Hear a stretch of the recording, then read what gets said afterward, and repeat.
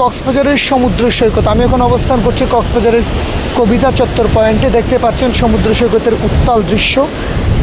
রীতিমতো জিউবেক আসছে, সমুদ্রের বিশাল ঢেউগুলো জিউবেক আসছেই এই পাশে চলে আসছে। শুধুমাত্র এই পয়েন্ট বলে কথা নয়, বিস্তীর্ণ এই সমুদ্র সৈকতের বেশ কিছু জায়গায় এমন চিত্র বিরাজ করছে যেখানে উত্তাল রয়েছে সমুদ্র সৈকত। একটু আগেও আবহাওয়া অফিসের সাথে কথা হয়েছে, তারা যেই তথ্যটি জানিয়েছে সেটি হচ্ছে 3 নম্বর সতর্ক সংকেত রয়েছে এবং এখনও পর্যন্ত সেই সতর্ক সংকেত বলবৎ রয়েছে, যার ফলে নিচু এলাকা, কক্সবাজারের যে উপকূলবর্তী এলাকা ছাড়াও নিচু এলাকাগুলো প্লাবিত হয়েছে।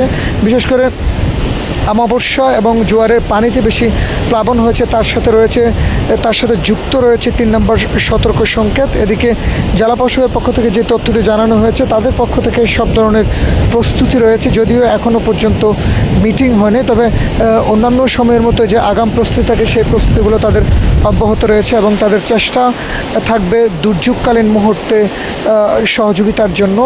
এছাড়া আরেকটু জানিয়ে রাখছি, কক্সবাজারে ভারী বর্ষণ হলে, বৃষ্টিপাত হলে একটি বড় ঝুঁকি থাকে, সেটা হচ্ছে পাহাড় ধসের ঘটনা। এবারও ঠিক এর ব্যতিক্রম হয়নি। কক্সবাজার শহরের বেশ কিছু পয়েন্টে পাহাড় ধসের খবর পাওয়া গেছে, তবে হতাহতের কোনো খবর এখনও পর্যন্ত পাওয়া যায়নি।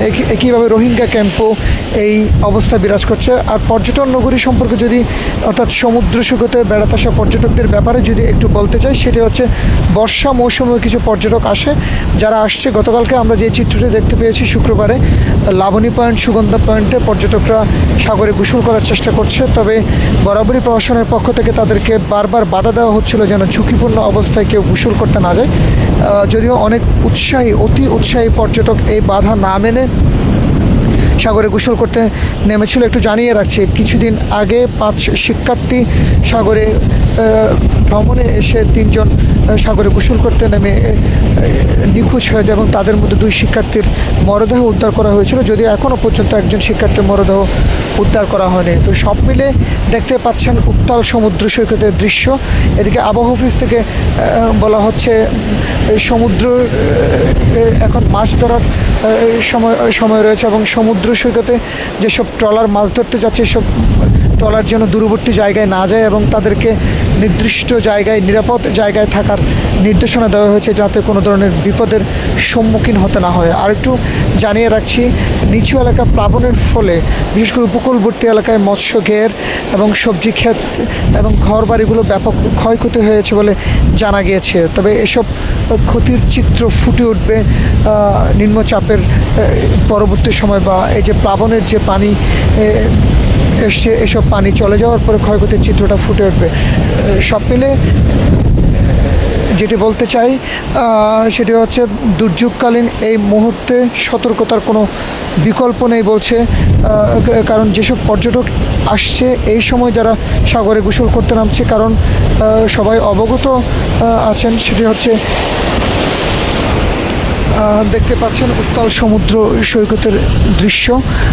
যারা গোসল করতে আসছে তাদেরকে বারবার জেলা প্রশাসনের পক্ষ থেকে এবং ট্যুরিস্ট পুলিশের পক্ষ থেকে নির্দেশনা দেওয়া হচ্ছে যেন নিরাপদ জায়গায় থেকে সমুদ্র সৈকত ভ্রমণ করে, অর্থাৎ কেউ যেন গোসল করতে না নামে এই সময়, উত্তাল এই দৃশ্যের সময়। তো সর্বশেষ যেটি বলতে চাই, এই মুহূর্তে সাগরের এই উত্তাল দৃশ্য এবং অন্যান্য উপকূলবর্তী এলাকায় ব্যাপক ক্ষয়ক্ষতি হচ্ছে ঘূর্ণিঝড় বা এই নিম্নচাপের ফলে, এবং যখন আবহাওয়ার পরিস্থিতি স্বাভাবিক হবে তখন সব কিছু পরিস্থিতি স্বাভাবিক হবে বলে আশা করা যাচ্ছে। এদিকে আবহাওয়া অফিস থেকে বলা হচ্ছে এমন চিত্র আরও কয়েকদিন থাকবে। তো এই ছিল আমার কাছে এই মুহূর্তে কক্সবাজারের 3 নম্বর সতর্ক সংকেতের উত্তাল সমুদ্র সৈকতের দৃশ্য।